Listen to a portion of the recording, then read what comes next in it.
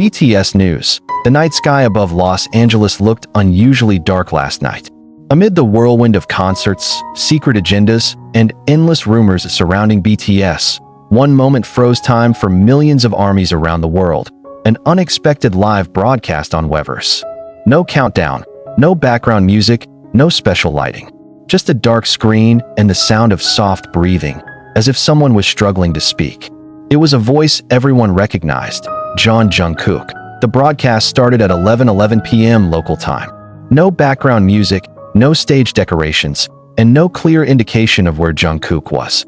Only a faint shadow of his face under dim light, and a vacant stare piercing through the screen. No filters, no sweet smile. Just raw honesty and attention that hung heavy in every moment of silence. "I don't know where to start," he said softly, his voice hoarse as if he had been crying or holding something in for far too long. "But I can't go on like this anymore." Armies across the globe immediately panicked. Comments flooded in within seconds, ranging from "Are you okay?" to "Jungkook, we're here," filling the screen. But Jungkook remained silent. He looked down, wiped his face, whether it was tears or sweat was unclear, before lifting his gaze again. All this time I stayed quiet, because I thought, I had to be strong. I had to be the person you see on stage, the one who laughs, who sings, who always has energy, he murmured. But all of that, it's not always real. His voice cracked on the word real. He paused for a moment, then leaned his head back against the wall. The camera shifted slightly, showing that he was alone in a dark room, accompanied only by a bottle of water and the earbuds still hanging from his ears. I'm not that 15-year-old kid dreaming of being a singer anymore. I'm not the magne just going along with the flow. I've seen too much, heard too much, and now, I just want to say it all. Jungkook took a deep breath and sat cross-legged. This time, he stared directly into the lens with an astonishing intensity. "You think this is easy? You think we get to choose what we want? A lot of what you see is edited, scripted, pressured. We're not robots." His statement hung in the air like a bomb. The flood of comments suddenly slowed down, as if the viewers were too stunned to type. Jungkook continued, his voice now heavier with emotion. "I'm tired of hiding who I really am. I'm tired of pretending everything is fine. And I'm really tired of staying silent while people force their own narratives onto my life." He didn't say who. He didn't say what. But the expression on his face said it all. There was restrained anger, fear, old wounds hidden for who knows how long. "I know this might cause trouble. I might get cut after this live. My contract might even be terminated." A city on pause morning arrived in Los Angeles with an oddly quiet breeze. Usually vibrant and buzzing, the city felt still among fans and media. What remained was the echo of the short broadcast that had now exploded into a global storm. Millions continued replaying the live, rewatching every word, capturing every expression, trying to dig deeper than what was said on the surface. The fact that Jungkook admitted he had lived in a lie for too long opened the door to thousands of questions. What initially seemed like stress from overwork began to spiral into something more personal: identity, freedom of choice, and even internal relationships. But who was not the only one he mentioned? And what kind of lie had he been carrying all this time? Anxiety ripples through the industry this morning. A HYBE staff member, who wished to remain anonymous, leaked to Korean media that the management team was currently in internal emergency mode.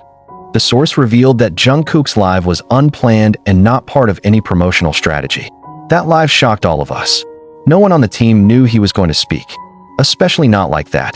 HYBE has yet to release an official statement, but industry insiders believe emergency actions are being prepared. Jungkook is no ordinary artist. He is the global face of BTS, one of the few public figures capable of influencing economies, cultures, and even politics. An entertainment analyst from Yonhap News wrote that Jungkook's statement might unleash discussions that the K-pop industry has long kept locked away. Extreme pressure, image manipulation, and total control over artists' private lives. Even more surprising is the psychological impact of the broadcast. Thousands of fans on online communities confessed they felt Jungkook's pain. Many admitted to crying, staying up all night, and even refusing to rewatch the live because it was too emotional. The hidden message mystery internet sleuths began analyzing every detail of the live. Jungkook wore a plain black hoodie and a silver ring on his ring finger, something unusual for his typical lives. More intriguing was a particular sentence that fans have dissected repeatedly. "I hope you can still love me after you know everything." The line seemed to suggest something deeper than just burnout or stress.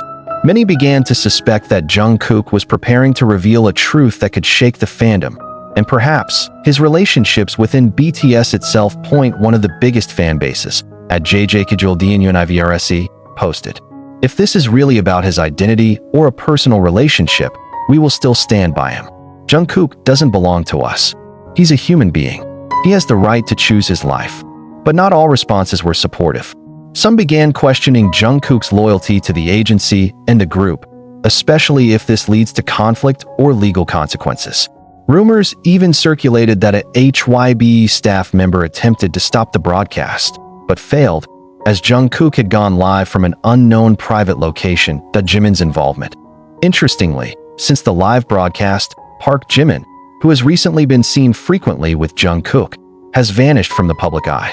He hasn't been seen since the day before, nor has he posted on his Weverse account. As he usually does, speculation quickly turned to their closeness.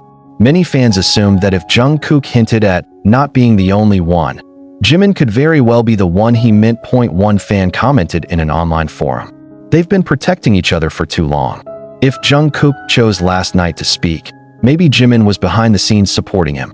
Adding to the mystery, a fan reportedly near Jimin's apartment in Seoul said the lights had been off since yesterday. No signs of activity. Some even suspected the two may be preparing something together, perhaps a joint statement. Global reaction CNN International, BBC World News, and even Billboard have made the story headline news. Many international outlets are calling it the most honest confession in K-pop history. Entertainment journalists are finally discussing what has long been ignored in public discourse: artist welfare, agency censorship, and prolonged mental pressure. Suddenly, Jungkook is no longer just about music. He has entered a social dialogue. Even politicians in Korea are now commenting on the need for new regulations around artist mental health and agency boundaries that a psychology professor from Sogang University said in an interview with SBS. What Jungkook did wasn't just a personal outpouring. It was a form of resistance against a system that has dominated artists' lives for too long. Final message. What comes next? Today, armies worldwide are waiting for two things. First, an official statement from HYB. Second, whether Jungkook will speak again. In the meantime, fans are showing support in various ways, from LED trucks with messages of love parked outside HYB HQ, to donations made in Jungkook's name, to mental health organizations, and daily trending hashtags like #WeTrustJungkook. But on the other side, the pressure is mounting on HYB. They are being urged not to censor or punish Jungkook for what he said. Many warned that even the smallest misstep could trigger a global boycott from armies who are now united with one voice: protect Jungkook.